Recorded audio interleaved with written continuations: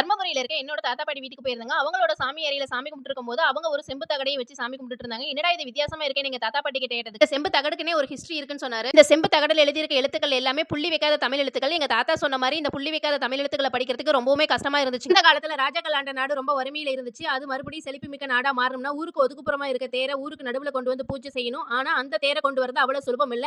வன்னியர் குலத்தை சேர்ந்தவங்க தன் மனைவியோட தலையை துண்டா வெட்டி அந்த ரத்தத்தை தேர் மேல உமிழ்ந்ததும் தேரை சுலபமா இழுக்க முடிஞ்சதாம். இதுக்கு பரிகாரமா வன்னியர் குலத்தை சேர்ந்தவங்களுக்கு ஏதாவது பண்ணணும், இவங்களால தான் நம்ம நாடே இப்ப வளமை மிக்க நாடா இருக்குன்னு சொல்லிட்டு அந்த காலத்திலேயே ராஜாக்கள் தங்களுக்கு சமமான மரியாதையையும் உரிமையையும் வன்னியர் குலத்தை சேர்ந்தவங்களுக்கு தரணும். அதாவது அவர்கள் எந்த ஊருக்கு சென்றாலும் அவர்களுக்கு பொன் பொருள் உணவு உடை ராஜாக்களுக்கே உரிய அனைத்து மரியாதையும் சம உரிமையும் தரணும்னு சொன்ன விஷயம் தான் இந்த செம்பு தகடல எழுதி இருக்கா. எங்க தாத்தாவோட தாத்தா காலத்துல இருந்து இந்த தகட்டை வழியா பாதுகாப்பா பத்திரமா வச்சுட்டு வந்துட்டு இருக்கோம். இனிமேலும் பத்திரமா வச்சுக்கணும்னு சொன்னாரு. எங்க தாத்தா சொன்ன ஹிஸ்டரி எந்த அளவுக்கு உண்மை பொய்ங்கிறதெல்லாம் நமக்கு தெரியாதுங்க. ஆனா அவர் சொன்ன விஷயம் வந்து கேட்க ரொம்ப இன்ட்ரெஸ்டிங்கா இருந்துச்சு. சர்ப்ரைஸ் பண்ணுங்க. Thank you.